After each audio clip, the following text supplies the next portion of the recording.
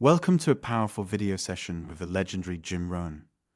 In this training, Jim will share with you some invaluable insights and techniques to help you develop a winning mindset that can transform your life. Jim was a renowned motivational speaker and entrepreneur who inspired millions of people around the world with his teachings on personal development, success, and leadership. His wisdom and practical strategies have helped countless individuals achieve their goals and unlock their full potential. So get ready to learn from one of the greatest minds in the personal development industry as Rohn shares his mindset training with you. Success is something you attract by becoming an attractive person.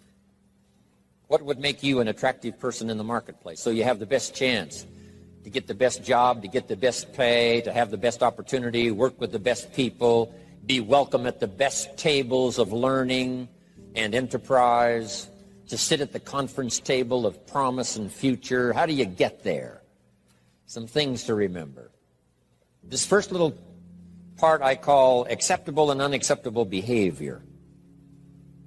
Now, part of our learning affects us in the marketplace. The skills we've developed affects us in the marketplace. You might have had to go to school to work in a certain segment of the marketplace. If you're going to be a doctor, you've got to go to the proper school. If you're going to be a lawyer, you've got to go to the proper school. But there's something else now that affects us all in the marketplace that I want to deal with here, and that's called behavior in the marketplace. Not just your skills, not just your learning, not just what you know, but how you behave. Key phrase, the things that make you obviously a good person, an acceptable person, or unacceptable. First of all of us must study our marketplace as to what might be acceptable or unacceptable. But let's cover some of the obvious, and that'll lead to the rest of the list. I've just got 3 or 4 here to cover, and then you can think about the rest and ponder those. Here's one thing to remember in the marketplace. You must be ultra-conservative in the marketplace. Ultra-conservative in your behavior, because this determines your future. This determines your paycheck. This determines the circles you can get into and the ones you can't get into. I've got some examples here, and you'll see where I'm going. Here's number 1, your language. The language you use in the marketplace has so much to do with your paycheck. Now, in some areas, that may not be totally true, where you could use bad language and tell dirty stories and cuss all day long and it wouldn't make any difference. You know, if you're around people that cuss all day long and tell dirty stories, what difference does it make? Doesn't make any difference. But if you would like to exercise your skill and ability in another segment of the marketplace, here's one thing you might have to correct, or you might have to at least watch carefully, and that's your language in the marketplace. So jot this down. Be ultra-conservative in your language in the marketplace. Otherwise, you may destroy parts of the market that would gladly accept you and your product and your service if your language wasn't so unacceptable. Guy says, well, I'll tell dirty stories and cuss wherever I please, and I'm not saying that's wrong. I'm just saying it'll cost you. In some areas of business in the marketplace, it's going to cost you. Here's a guy that makes $100,000 a year, could make $250,000 easy. The other $150,000 disappears because of his bad language in the marketplace. He's unacceptable in some circles. They won't listen to his story, even though he has something good to share. So you see where I'm going here? Language in the marketplace. Here's what's the safest. Save your jokes for the bar or the pub. Don't put them on the marketplace. Or the inner circle, you know, where all the stories and stuff may be acceptable as you trade stories. But in the marketplace, you've got to be ultra-conservative, shift gears if you have a problem, shift gears, especially in the marketplace, and make sure that it isn't costing you a big share of your marketplace unduly. Because there's no use suffering an extra $100,000, $200,000 a year income simply because you're careless with your language in the marketplace. So of all the places not to be careless, it's in the marketplace concerning your language. So do you see where I'm going here? Next is habits. You just got to be careful of those. Smoking. Guy walks into an office and says, where's your ashtrays? How come you don't have any ashtrays? Well, ashtrays probably mean what? No ashtrays mean. Right? They don't smoke here. Oh, yeah, I forgot.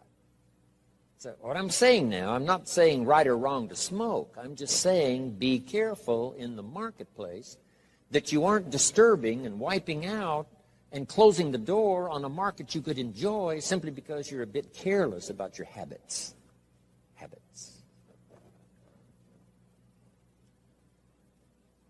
Now, I don't smoke, so I don't have this challenge for me, except a fine cigar after a unique meal. Some places around the world still know how to prepare a gentleman's cigar. It's kind of an interesting experience, mostly for show. As long as you know which end to dip in the brandy, right?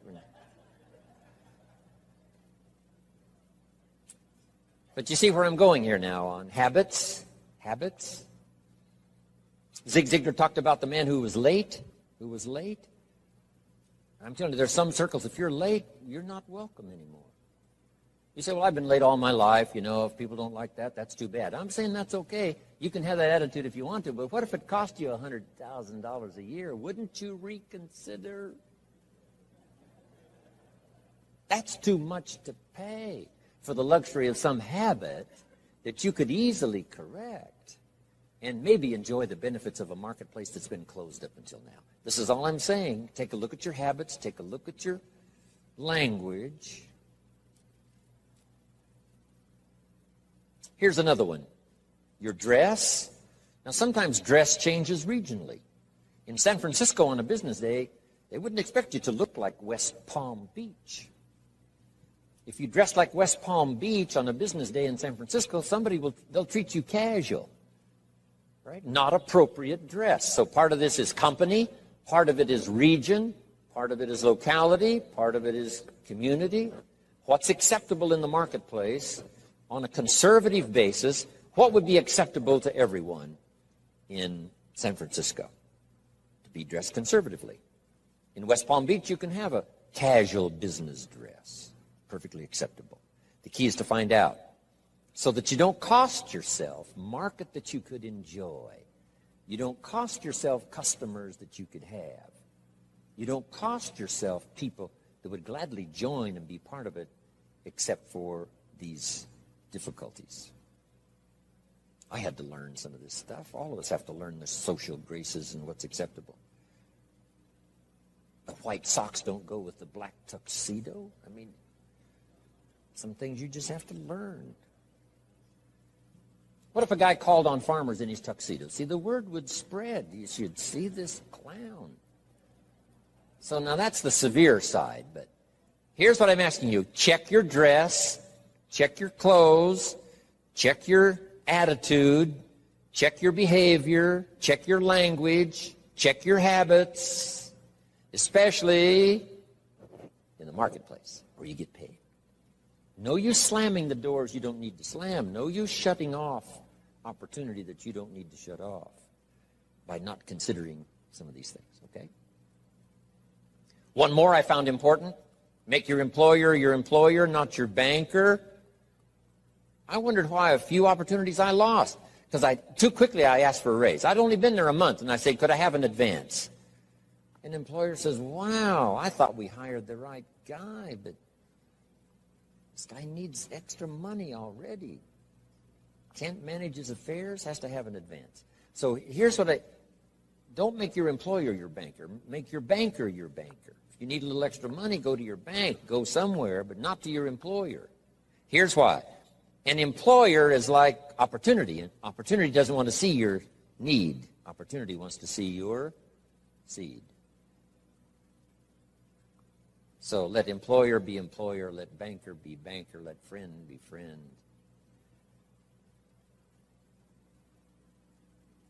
I found it was a bit unwise to make a friend a banker or a relative a banker. Do you know why you go to a minister to discuss certain things? So that he won't disclose it to the marketplace. And you go to your doctor to disclose it so he won't disclose how weak and sickly you might be. So you don't bring your sickness to the marketplace and talk about it. You talk that over with your doctor. Talk over your maladies and your problems to your doctor. So jot this down. It's called show your seed and hide your need. In the marketplace especially. Show your seed. Show your willingness. Show your desire. Show your hard work. Show your work ethic. Show your arrive early, stay late attitude. Show that, but not your need. The marketplace is not interested in your need. Next is code of conduct. It's not a bad idea to take a piece of paper someday and just jot down what is your code of conduct. What do you expect from yourself? Some things you will do, some things you will not do. Jot this phrase down. What I want to be known for. Here's what I want to be known for. And that's not a bad list to make. As we're building our reputation day by day, week by week, month by month, and one opportunity leads to the next, depending on what we're known for. These are some of the things that may not appear in your resume. You know, you've been to school and you learned these skills and you worked for this company and you were there 9 years and so on. In addition to that now, what's really important, especially for your own psyche, is to make a list of what you would like to be known for. I wanted to be known for always doing my best. I never wanted anyone to be disappointed, at least in my presentation. They might be disappointed with my ideas because they thought I was wrong. They might be disappointed with my position because they thought it wasn't right. And they might be, disappointed because, I didn't say what I believed, was contrary to what they believed. They might have been disappointed in that, but they were never disappointed in my sincerity, never disappointed in my ability to speak from my heart and my soul. If you have charge of some of my life and you send me off to another country, I promise to represent you grandly. I promise you won't have to stay awake nights wondering about Jim Rohn if you've sent him to Paris. I want you to be able to say, forget about Paris, Jim Rohn is there. He'll take care of it in the best style. He won't show up late and he won't show up drunk. He will represent us well.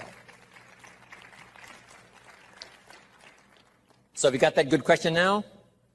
What do I want to be known for? I want to be known for being on time. I want to be known for staying late. I want to be known for not ignoring anyone. I want to be known for my unique ability in conversation as well as presentation. I want to be known for the fact that I care for kids as well as adults. I want to be known for the company's interest as well as my own. I want to be known for one who helps to feed the goose that lays the golden eggs. I want to be known. I want to be known for my leadership skill. I want to be known for my attitude. I want to be known. What would that list be if you were to make it? Here's what I want to be known for.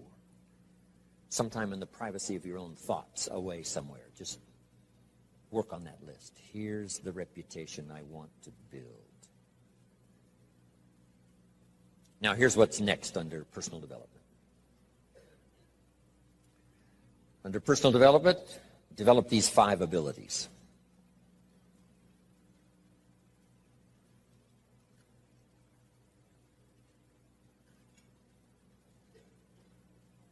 First of all is the ability to absorb. One of the big challenges for being here now, especially for 3 full days, some of you, it's going to be a challenge to try to get it all. But I'm asking you to do that.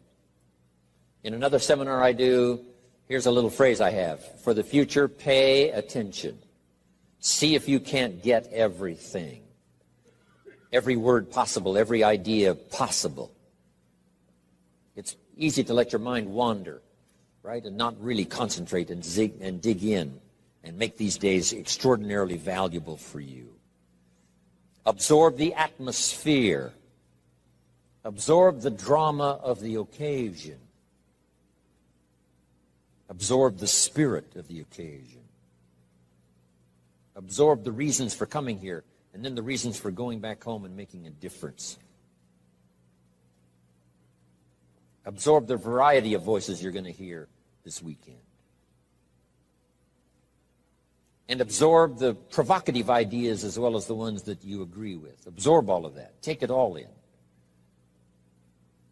By listening intently, taking good notes, talking with each other. Here's one more. Absorb the drama of each other. You're going to have a chance to meet some excellent people here. Okay? Losers don't pay this kind of money to come to seminars. The reason why the price tag is substantial is because when you get here, you'll have an excellent chance of meeting some pretty good folks. Even if they borrowed the money to get here. At least they knew how to do that. Whatever it takes. So don't go away without meeting some people. Here's the next part. Listen to the testimonials. You may pick up some ideas from someone's testimonial that will be just as valuable as what I share from this podium. And sometimes a word spoken in private from someone's unique testimonial is so powerful. It's just as powerful as all the words given by the presenter. So take that all home. Key, absorb the chance for a new beginning. I don't know where you are at the moment. This is sort of mid-year. First 6 months, getting ready now for the last 6 months. And as you pause mid-year to contemplate the past and think about the future, as you ponder for a while ideas that you've already heard, anticipating that you're going to hear some more, how could that create for you a new beginning? There's so many ways to create a new beginning if you just think about it. Or think about the automatic ways of creating a new beginning. Here's a pretty good list. At the beginning of the day, this is a brand new day. I love to get up early now. I used to stay up so late. I got up late. I used to say if the good Lord wanted you to see the sunrise, he'd have made it later in the morning. But now I don't do that anymore. I try to get to bed as early as I can. Sometimes it's not easy, especially when you travel and with jet lag and all the rest, around the world. But I try to get up now early in the morning. Unique thing about early in the morning, you haven't messed up the day yet. I mean, it's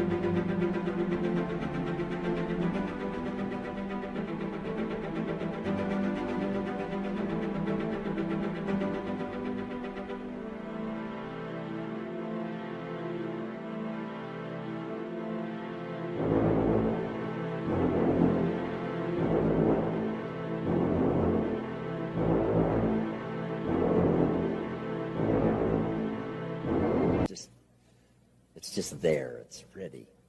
Fresh. It's like being born again. A new day is like being born again. A chance for a new day, a new life. You've never lived this day before. Only in your mind developing plans, but you've never actually walked into this day before. Now you have a chance to watch the sun come up and then stride into this new day. Call yourself a new person, whatever that little trick you have to learn. This is a new day for me. This is a new life for me. Next, at the beginning of the week, that seventh day, I think, has more than one purpose, the seventh day. So just make the note, how to best use the seventh day. It says what? 6 days of labor, working miracles, turning thoughts and faith into reality. Then after 6 days of miracle working, turning ideas into reality, now it says, take the seventh day. And yes, the seventh day could be for spirituality. Yes, the seventh day is to contemplate God. Yes, the seventh day could be called for worship. Yes, the seventh day is to take some time off. Yes, the seventh day is to be with your family. Yes, the seventh day is change of pace. But here's a good idea for the seventh day. To go back over the last 6 and get ready for the next 6. You just pause that seventh day. Because I have another little piece on that in this list of 5. And maybe now mid-year, having come here for this weekend, mid-year, you can think of ways to gather up what's happened to you since the first of the year till now.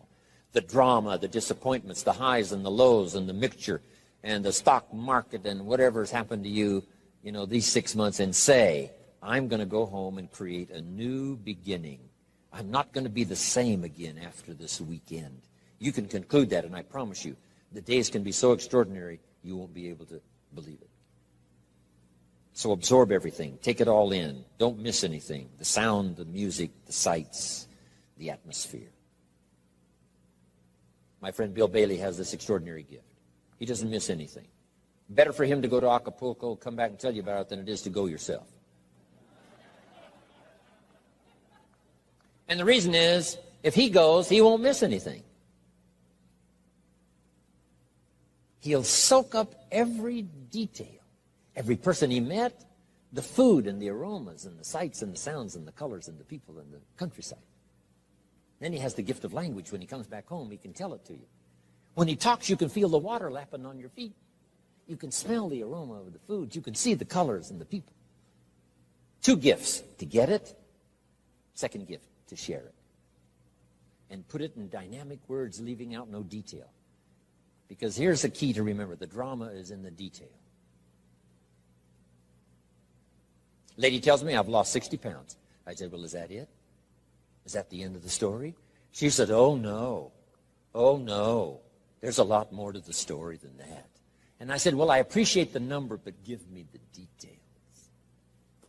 What was going on in your life before? She says, well, misery you can't believe. I know I missed 3 good jobs just because I had too many pounds.